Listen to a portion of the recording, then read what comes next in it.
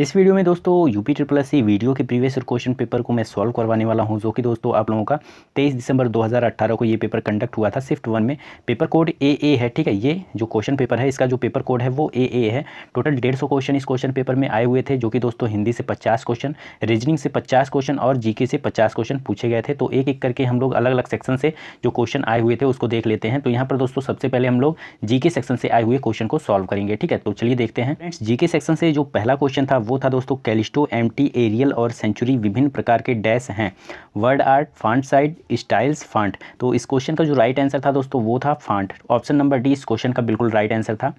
Next question था इनमें से कौन सा इंटरनेट तक पहुंच प्रदान करता है।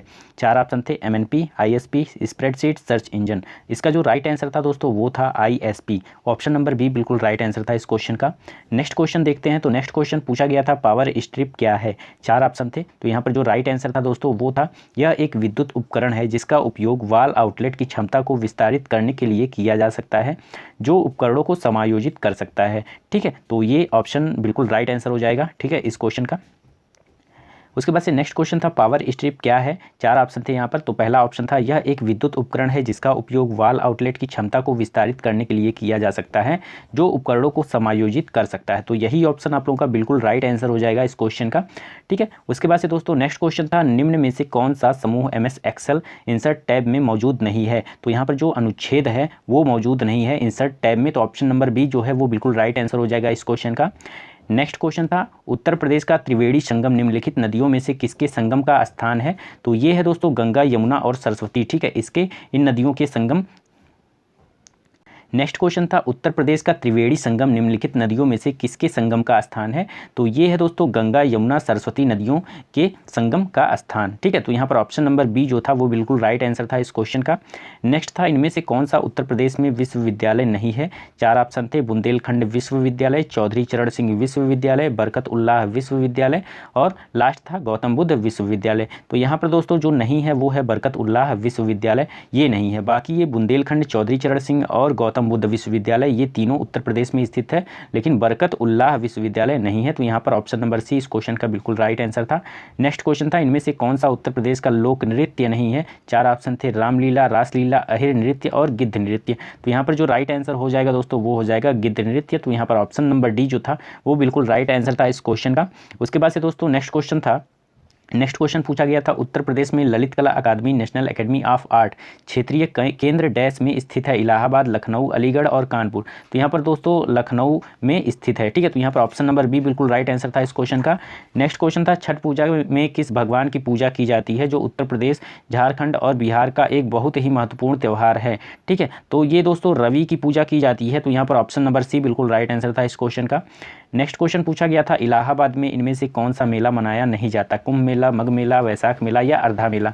तो वैशाख मेला नहीं मनाया जाता है, बाकी ये कुंभ मेला, मग मेला और अर्धा मेला मनाया जाता है। तो यहाँ पर ऑप्शन नंबर सी बिल्कुल राइट आंसर था इस क्वेश्चन का। उसके बाद से दोस्तों फुल फॉर्म से रिलेटेड क्वेश्चन पूछा गया था। ठीक है, यहाँ पर दोस्तों एक राज्य स्तरीय वाणिज्य और उद्योग का प्रमुख चैम्बर ऑफ ट्रेड है, जो निजी, सहकारी और सार्वजनिक क्षेत्रों में बड़ी, माध्यम और छोटी इकाइयों का प्रतिनिधित्व करता है।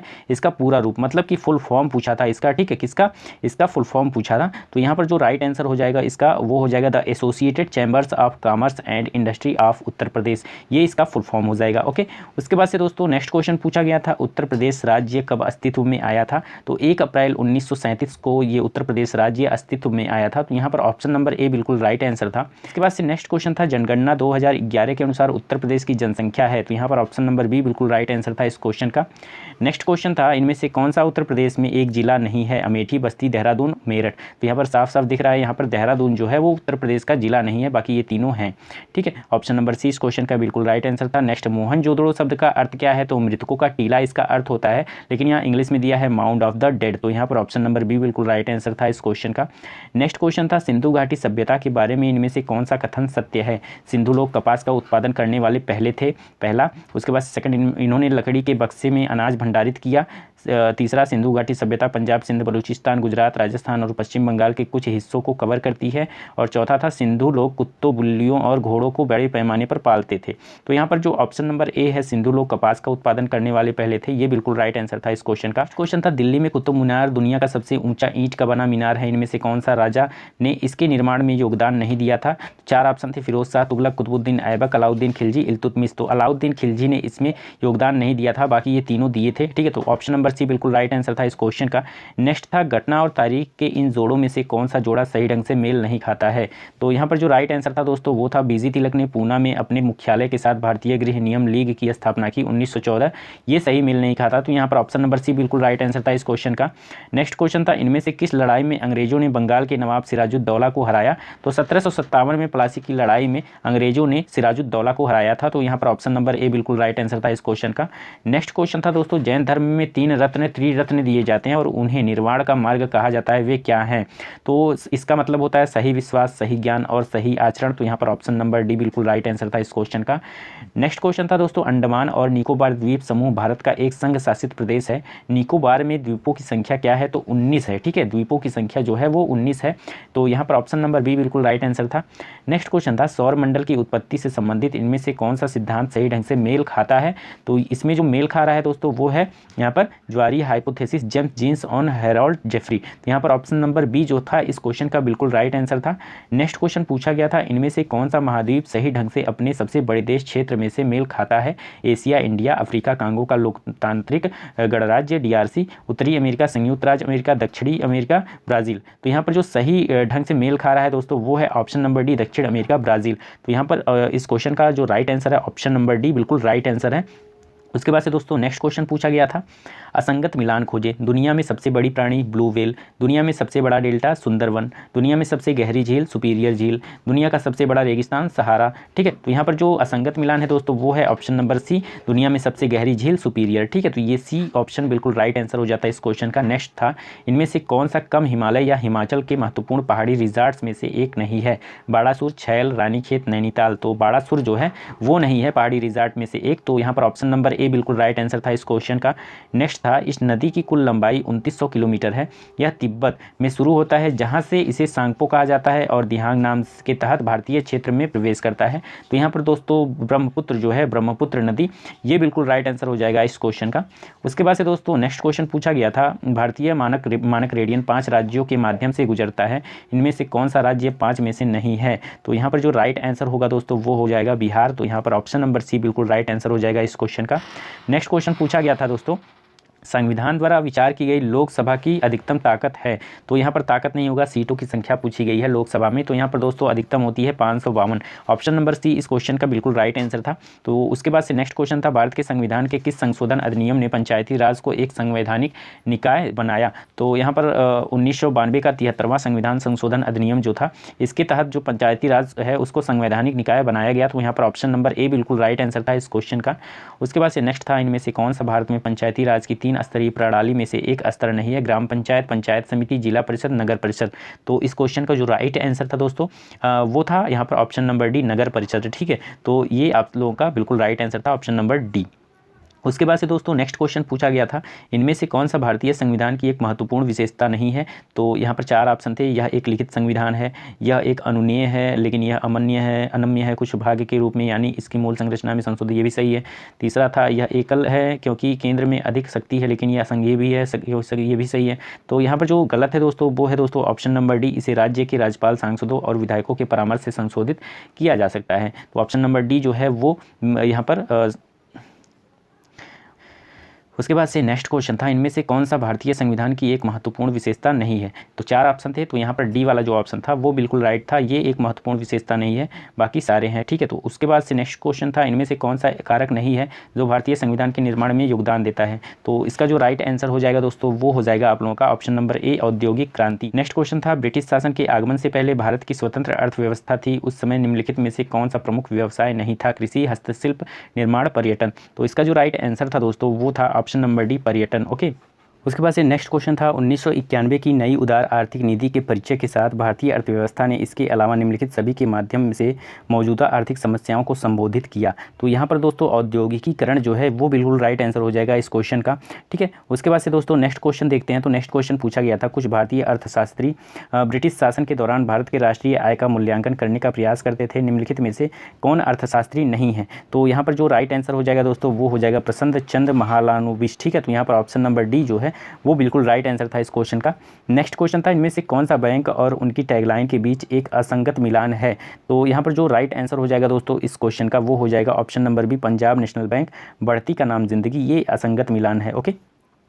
उसके बाद से नेक्स्ट था, गांधी जी के गांव सर्वोदय के आदर्श ने बताया कि एक आदर्श गांव को कुछ शर्तों को पूरा करना होगा, इनमें से क्या शर्तों में से नहीं है, इसमें से कौन सा एक ऐसा है जो शर्तों में से नहीं है। तो यहाँ पर जो राइट आंसर हो जाएगा दोस्तों वो हो जाएगा भाईचारे की भावना विकसित करने के लिए पूजा का स्थान एक दूसरे के बगल में बनाया जाना चाहिए, ठीक है। तो यहाँ पर ऑप्शन नंबर बी जो है वो बिल्कुल राइट आंसर हो जाएगा इस क्वेश्चन का।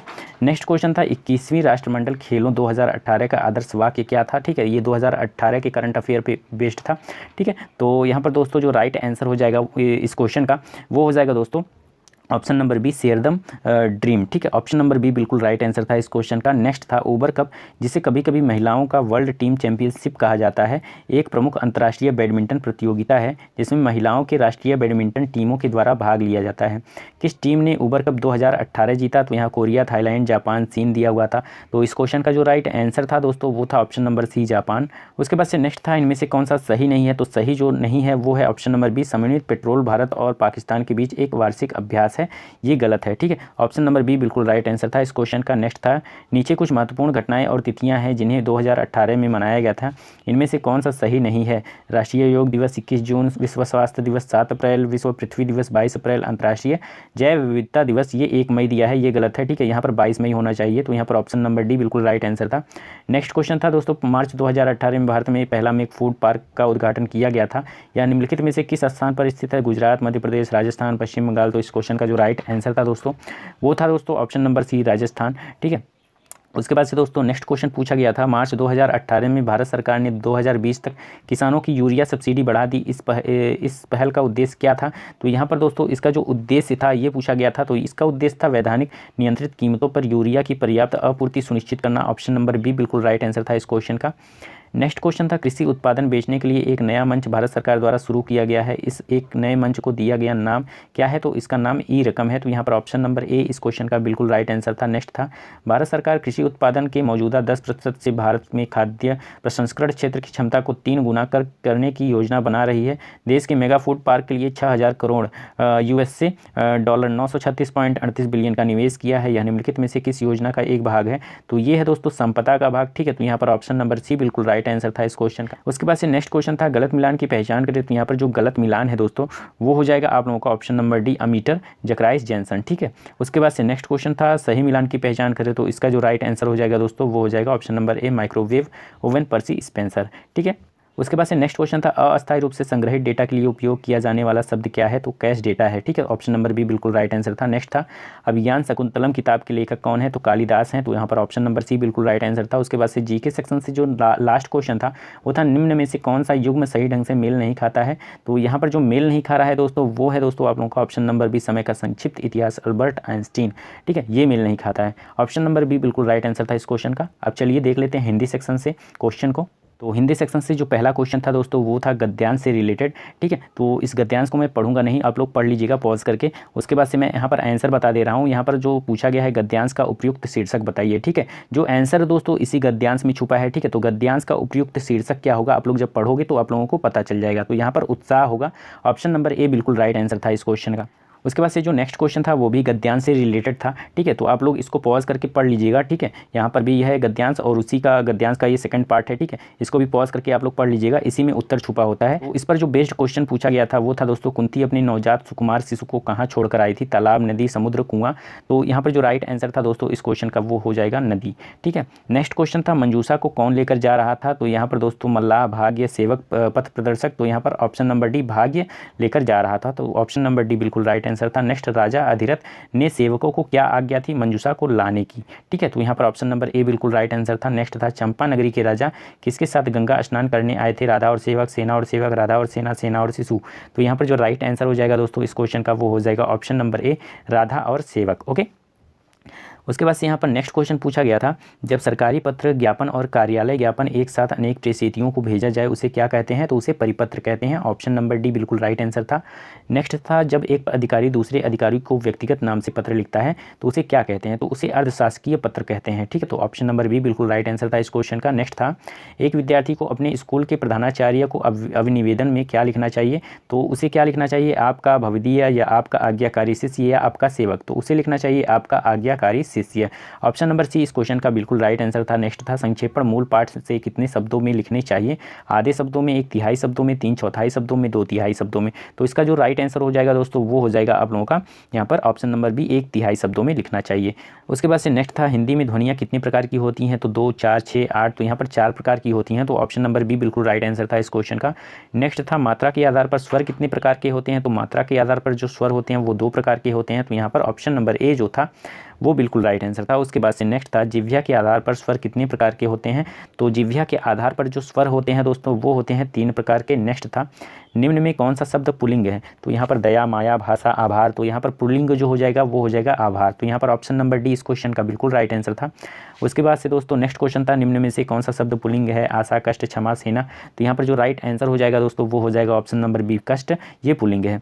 उसके बाद से नेक्स्ट था, निम्न में से कौन सा शब्द स्त्रीलिंग है, विवाद, सार, रूप, आय, तो यहाँ पर जो राइट आंसर हो जाएगा दोस्तों इस क्वेश्चन का वो हो जाएगा ऑप्शन नंबर डी, आय। ओके, ये स्त्रीलिंग है। उसके बाद से नेक्स्ट था, निम्न में से कौन सा शब्द स्त्रीलिंग है, गृह, चंदन, पत्ता, सभा, तो यहाँ पर जो स्त्रीलिंग शब्द है दोस्तों वो हो जाएगा आप लोगों का ऑप्शन नंबर डी, सभा, ठीक है। नेक्स्ट क्वेश्चन पूछा गया था, संधि कितने प्रकार की होती है, तो संधि जो होती है दोस्तों वो होती है 3 प्रकार की, ठीक है। नेक्स्ट था दोस्तों, सदानंद का संधि विच्छेद कीजिए, तो इसका जो राइट आंसर हो जाएगा सत धन आनंद, ठीक है, जिसके नीचे हलंत लगा है, ठीक है, सत धन आनंद इसका संधि विच्छेद होगा।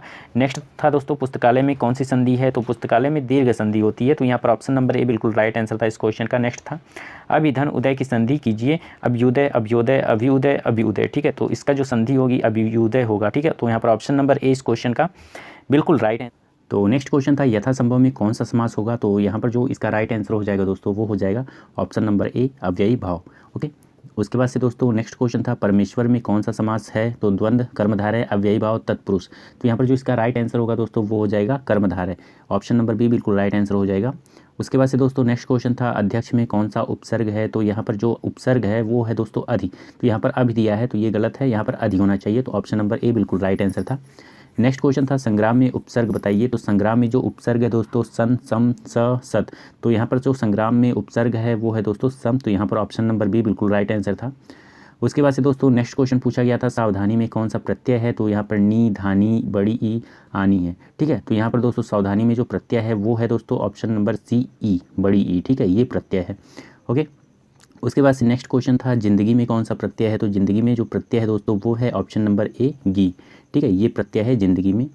उसके बाद से दोस्तों नेक्स्ट क्वेश्चन था, निम्न में कौन सा शब्द तत्सम है, मतलब तत्सम मीन्स संस्कृत के समान, जो संस्कृत के समान हो उसको तत्सम बोलते हैं, तो यहाँ पर ऑप्शन नंबर ए बिल्कुल राइट आंसर था इस क्वेश्चन का, प्रिय।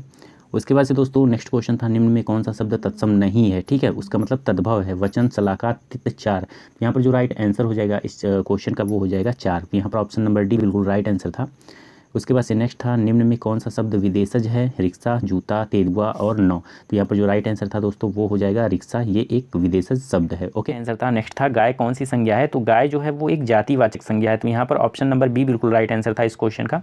ओके, उसके बाद से दोस्तों नेक्स्ट क्वेश्चन पूछा गया था, निम्न में कौन सी भाववाचक संज्ञा है, दिल्ली, लड़का, मोहन, बीमारी, तो यहाँ पर ऑप्शन नंबर डी बीमारी जो है वो एक भाववाचक संज्ञा है, ठीक है, तो यहाँ पर ऑप्शन नंबर डी बिल्कुल राइट आंसर हो जाएगा इस क्वेश्चन का। नेक्स्ट था, हिंदी में कुल कितने सर्वनाम होते हैं, तो हिंदी में कुल टोटल 11 सर्वनाम होते हैं, तो यहाँ पर ऑप्शन नंबर सी जो था वो बिल्कुल राइट आंसर था। उसके बाद से नेक्स्ट था, सर्वनाम के कुल कितने भेद होते हैं, तो सर्वनाम के टोटल जो होते हैं 6 भेद होते हैं, ऑप्शन नंबर बी जो था वो बिल्कुल राइट आंसर था। नेक्स्ट था, पर्वतीय कौन सा विशेषण है, गुणवाचक विशेषण, संख्यावाचक विशेषण, परिमाणवाचक विशेषण या सार्वनामिक विशेषण, तो यहाँ पर जो पर्वतीय है वो कौन सा विशेषण हो जाएगा, तो वो हो जाएगा दोस्तों आप लोगों का ऑप्शन नंबर ए गुणवाचक विशेषण।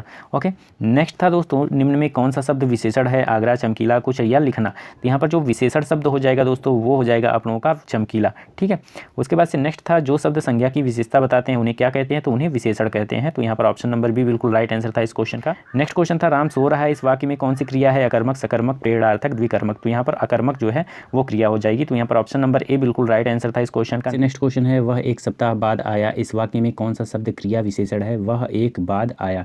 ठीक है, तो यहाँ पर जो राइट आंसर हो जाएगा दोस्तों इस क्वेश्चन का वो हो जाएगा ऑप्शन नंबर सी बाद। ओके, उसके बाद से दोस्तों नेक्स्ट क्वेश्चन पूछा गया था सेनाएं युद्ध क्षेत्र से आगे बढ़ी, इस वाक्य में संबंधवाचक शब्द बताइए, सेनाएं युद्ध क्षेत्र आगे बढ़ी।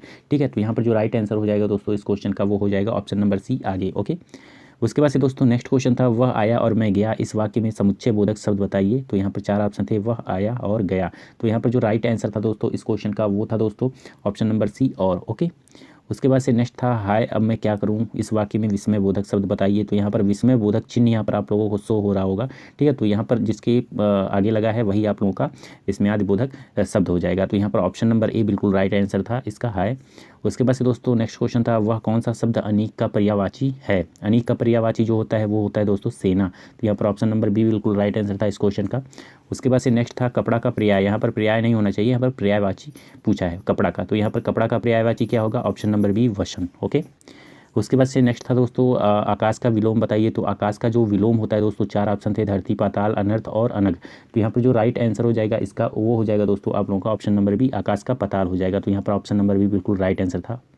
नेक्स्ट था पृथ्वी का विलोम बताइए, आकाश, पाताल, गोचर, लौकिक। तो पृथ्वी का जो विलोम हो जाएगा दोस्तों वो हो जाएगा आकाश। ठीक है, ऑप्शन नंबर ए बिल्कुल राइट आंसर था। नेक्स्ट था अभय, उभय शब्द युग्म का सही अर्थ है निर्भय दोनों, हवा, अग्नि, पढ़ना पढ़ाना दोनों, निर्भय। तो यहाँ पर option number A Abhay means निर्भय होता है, उभय मीन्स दोनों होता है। तो यहाँ पर ऑप्शन नंबर ए बिल्कुल राइट आंसर था इस क्वेश्चन का। नेक्स्ट था अली, अली शब्द युग्म का सही अर्थ है। तो अली मीन्स होता है भंवरा, अली मीन्स होता है सखी। तो यहाँ पर दोस्तों ऑप्शन नंबर बी बिल्कुल राइट आंसर था इसको। उसके बाद से नेक्स्ट था उपसर्ग वह शब्द है जो।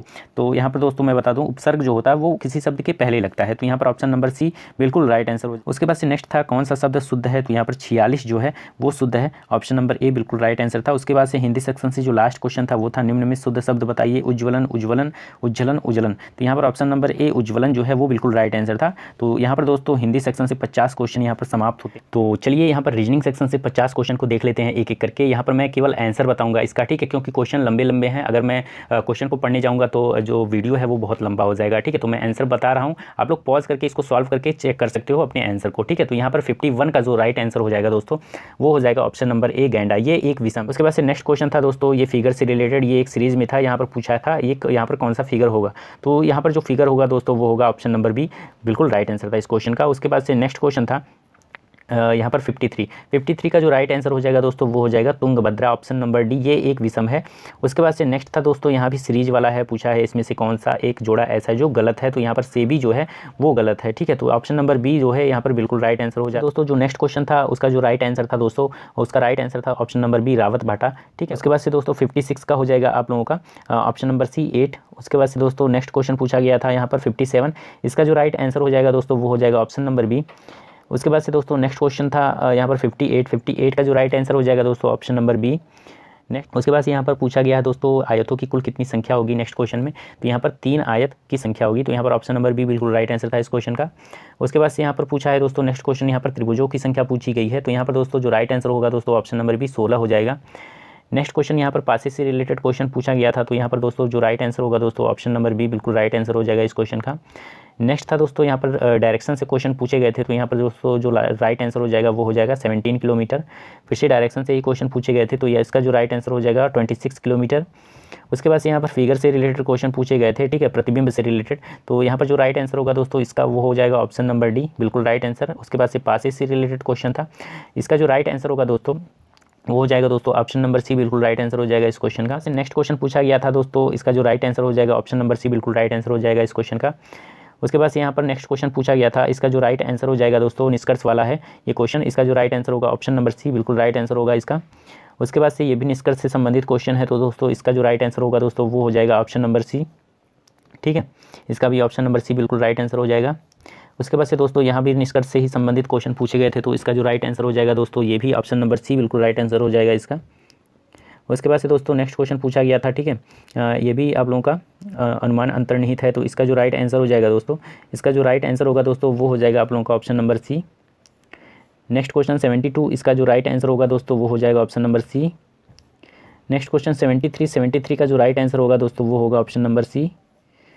उसके बाद से नेक्स्ट क्वेश्चन यहाँ पर पूछा गया था 74 का जो राइट आंसर होगा सी। नेक्स्ट क्वेश्चन यहाँ पर 75 का राइट आंसर डी। 76 का ऑप्शन नंबर बी। उसके बाद से 77 का जो राइट आंसर होगा दोस्तों ऑप्शन नंबर बी बहन। नेक्स्ट क्वेश्चन 78 का जो राइट आंसर होगा दोस्तों ऑप्शन नंबर डी। उसके बाद से नेक्स्ट क्वेश्चन जो था 79, उसका जो राइट आंसर होगा दोस्तों option number D, T Q की पोती है। क्वेश्चन था ब्लड रिलेशन से, इसका जो राइट आंसर होगा दोस्तों ऑप्शन नंबर डी। उसके बाद से नेक्स्ट क्वेश्चन 81 का जो राइट आंसर है दोस्तों वो हो जाएगा आप लोगों का ऑप्शन नंबर सी। उसके बाद से दोस्तों यहाँ पर नेक्स्ट क्वेश्चन पूछा गया था, ठीक है, इसका जो राइट आंसर होगा दोस्तों वो हो जाएगा option number D. Next question पूछा गया था 83 का जो राइट आंसर होगा दोस्तों वो हो जाएगा ऑप्शन नंबर सी। उसके बाद से दोस्तों नेक्स्ट क्वेश्चन पूछा गया था, इसका जो राइट आंसर हो जाएगा दोस्तों ऑप्शन नंबर डी बिल्कुल राइट आंसर हो जाएगा।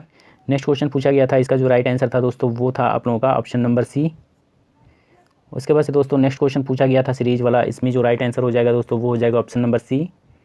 उसके बाद से दोस्तों नेक्स्ट क्वेश्चन पूछा गया था, ये भी सीरीज से रिलेटेड क्वेश्चन था, तो इसका जो राइट आंसर होगा दोस्तों ऑप्शन नंबर डी बिल्कुल राइट आंसर होगा। 89 का हो जाएगा ऑप्शन नंबर डी। 90 बोर्ड मास से रिलेटेड क्वेश्चन, इसका जो राइट आंसर होगा दोस्तों ऑप्शन नंबर सी। 91 इसका राइट आंसर होगा दोस्तों ऑप्शन नंबर डी। 92 का जो राइट आंसर होगा दोस्तों वो हो जाएगा ऑप्शन नंबर डी। 93 का जो राइट आंसर होगा दोस्तों वो हो जाएगा ऑप्शन नंबर सी। 94 का जो राइट आंसर होगा दोस्तों वो हो जाएगा ऑप्शन नंबर 94 का हो जाएगा ऑप्शन नंबर डी। उसके बाद से दोस्तों 95 का होगा आप लोगों का ऑप्शन नंबर बी। उसके बाद से 96 का जो राइट आंसर होगा दोस्तों वो हो जाएगा ऑप्शन नंबर डी। उसके बाद से दोस्तों नेक्स्ट क्वेश्चन 97 का होगा ऑप्शन नंबर बी। उसके बाद से दोस्तों नेक्स्ट क्वेश्चन 98 का जो राइट आंसर हो जाएगा वो भी हो जाएगा ऑप्शन नंबर बी। उसके बाद से 99 का हो जाएगा ऑप्शन नंबर डी। उसके बाद से दोस्तों जो रीजनिंग सेक्शन से जो लास्ट क्वेश्चन था वो था यहाँ पर इसका जो राइट आंसर होगा दोस्तों वो हो जाएगा ऑप्शन नंबर ए। ठीक है, तो फ्रेंड्स यहाँ पर मैंने रीजनिंग के 50 क्वेश्चन को सॉल्व करवाया। यहाँ पर मैं क्वेश्चन को नहीं पढ़ा हूँ, ठीक है, केवल आंसर को बताया हूँ, इसलिए क्योंकि दोस्तों क्वेश्चन बहुत लंबे हैं। ठीक है, अगर क्वेश्चन को मैं पढ़ने जाऊँगा तो वीडियो बहुत लंबा बन जाएगा। ठीक है, आप लोग इसको सॉल्व करिएगा खुद से। ठीक है, क्वेश्चन को पॉज करके आप लोग सॉल्व करिएगा। बाकी मैं आंसर बता दिया हूँ कि कौन सा आंसर सही होगा। ठीक है, तो उम्मीद करता हूँ दोस्तों आप लोगों को एक अनुमान लग गया होगा कि किस टाइप का क्वेश्चन पेपर पूछा जाता है यूपी SSC वीडियो लेखपाल के पेपर में। ठीक है, तो उम्मीद करता हूँ दोस्तों आप लोगों को ये वीडियो अच्छी लगी होगी। अगर वीडियो अच्छी लगी हो दोस्तों तो वीडियो को लाइक कर दीजिए और चैनल को सब्सक्राइब कर दीजिए। ठीक है, तो चलिए मिलते हैं अगले वीडियो में एक ऐसे इंटरेस्टिंग टॉपिक के साथ, एक ऐसे ही एक मज़ेदार पेपर के साथ। तब तक के लिए दोस्तों धन्यवाद।